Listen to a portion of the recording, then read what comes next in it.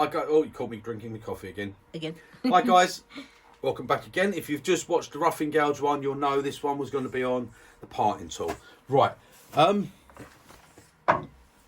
Before I start that, quick one, guys. Tip: get off the Lidls. See this? Look at this little lamp. Look.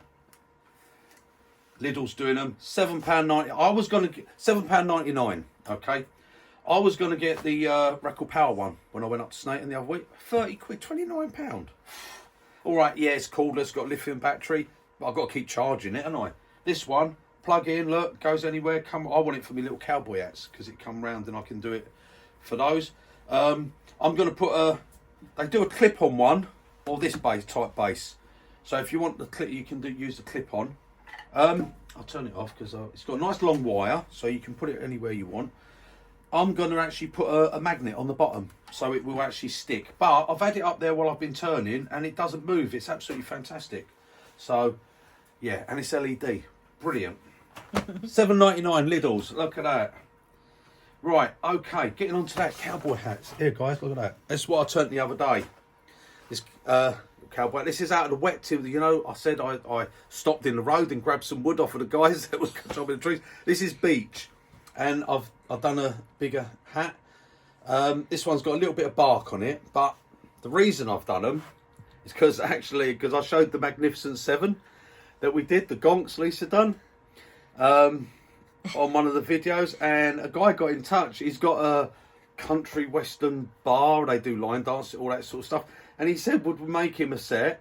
He wanted them bigger. I've shown him the hat. I said this one's just a demo because it's got a bit of bark on the edge there, and he said no, leave that, that's fantastic, he loves that, it's natural. And I said no at first, and he said he'd pay £500 each for them. So for £3.5 grand, hey, I'll turn you seven gonks, don't worry about that. And I might video some of the hats when I turn them. So yeah, you never know. Yeah, all through YouTube, guys, you never know what you're going to get come up, do you? Yep. But that was put on the little jig and curved, because obviously, you know, it needs to curve to get the shape. And there you go. Lovely. So that's why the lamps come in fantastic for that. So I just thought I'd let you in on that little bit of information, and I might turn some cowboy hats. Right, parting tools. A lot of people have asked me about my parting tools I use, okay? Because I've got all these ones, right, with the carbide. Like I said, on the other one, they're saw blades, and I turn them into parting tools. Done it years ago. The reason being, like I said, you don't have to make the relief cuts, but this is like just a standard parting tool that you go and buy. Now when you come in with these, obviously you can come in on center and you can push in, but not, you need to make relief cuts, because you all know, guys, if you use a parting tool, they bind up if you're going deep into wood and stuff. But with the carbide one, with this one, the saw blade one, you can't come in on center and you can't just push in because of the way this bevel goes. They don't sharpen to a point like that, see? And because of the way it goes, so you need to actually, look, there's center, right? That's center, and that's how you need to use the tool, with the handle high and push it. You get used to it and it's fantastic, and you just push straight in, but head towards center. If you're just doing little grooves, you can just push it, but handle up and just push in, use the tip, and it's fantastic. The reason I love it is because I don't have to do a relief cut. I can part this off with no binding, no trouble, and I'll do a few little cuts with it so you can see. There's not really a lot to say about parting tools. I mean, with parting tools, guys, they're so easy. I mean, these, I've got thin parting tool there. That's just a piece of tool steel. I bought that. I think that was about, I can't remember, about 8 or 10 quid for that bit of tool steel. That goes right down into the handle here. Just get it again, heat it up, quench it, sharpen it up, thin parting tool. Okay, I've made them. This was a knife I bought at the boot fair, 50p. Okay, it was Japanese steel, and it was like a cut bread knife. So I just ground all those bits off, use it upside down, sharpened it up, holds a nice edge, and it makes a thin parting tool. Best thin parting tool I've ever had. That's just an adjustable bevel, a carpenter's adjustable bevel. Okay, you know the sort. It's that, guys, you know that. But it's tool steel, So I just keep it in its set like that, lock it off, like so. Oh, there you go, like that. It's tool steel, and when you sharpen it, it's only, that's, I think that's what, a mil. I think that's only 1 mil or 1.5 mil thick, and it's strong. And when you sharpen it up, it holds an edge for ages. And I use that when I want to do just a little thin bit of parting. You know, don't want to lose any grain or anything. And now I've had that. That's got to be about 12 years old or something. I actually done that one. It's a Marples one, so it's quality work. Yeah, well, it's fantastic. Done by the cheapy pound shop ones, ain't they? Good. You want a decent one, but you can pick these up. Look around the boot fairs in the tool boxes and that. You pick these up, sharpen it up, guy, and you've got the perfect thin parting tool. They're charging 30 quid for parting tool, thin parting tools. Ridiculous. Right, okay. Got a bit of wood on here. It's a bit of U-till or something. Right, first off, right, yeah, the carbide parting tool. Okay, so I'm going to do it left hand because then I can catch the piece. Okay, so come in, look, above centre, right, I'm above centre, so angle down, into walls, and all I have to do is head towards centre.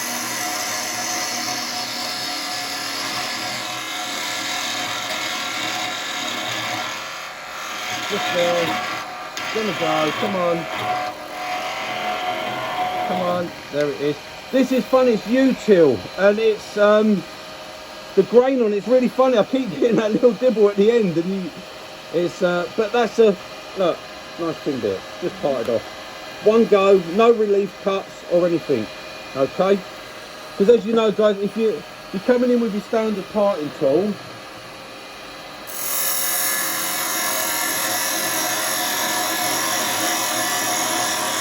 see, it's it there. And it's starting to smoke, it's starting to bind,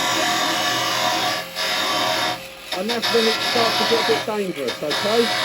So you really want, that's getting hot, it's burning the wood inside, and that's what will happen with that. And the thin parting tools are exactly the same. They come in nice, but as you get down here, already, it's already starting to smoke a bit, and the tool's getting hot and it's binding.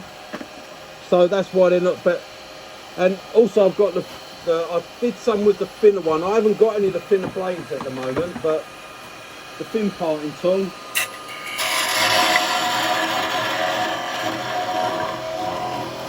Just gonna let that drop. Okay, you can see where the burning was on the other one. So and I can come in here.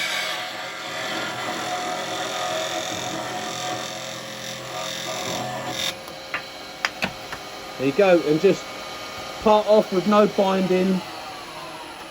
Oh. And there you go, guys. I mean, this is a horrible piece of wood. So it's yeah, the grain on it's horrible. Look, horrible piece of wood. But I wasn't going to waste a good piece of wood just to demonstrate that. But there you go. I hope that might help, guys. And if it needs to be, if you do find at any time, I mean, they last for ages, I don't have to sharpen them. If you do find you need to sharpen it at any time, all you need to do is get your little diamond file, okay, and just literally, that's it, a little rub like that. And if you want to go on the top, go flat, dead flat, right, and that's it, and that's sharp. Can you show the other side what you did first of all? The first look bit. there, Yeah. it's just there, look, you can get on that. Okay, just, and that is literally it. That's all it takes, is that couple of little rubs, just like that, and just on the flat of the top. Don't go mad with it, don't be hard or anything like that. You ain't got, that's all you need to do, like that, and that will be sharp. And then you can just, there's the on switch, and there you go, look, nice and sharp.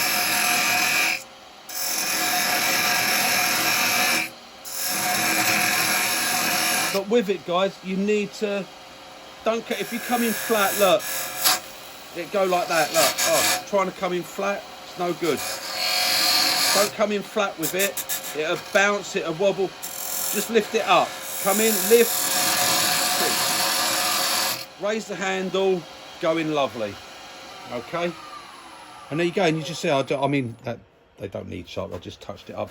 But if you come in with it here and try and push in with your tool flat, you won't get it. You're pushing it a jump in because, look, you can see it'll ride on the bevel bit. You need to come up and get that to start cutting, then just push towards centre, and that's it, parts off. So, right, yeah, get off to Lidl's, guys, but not the one where I am, because I'm going to go and buy another one to put on that lathe tomorrow.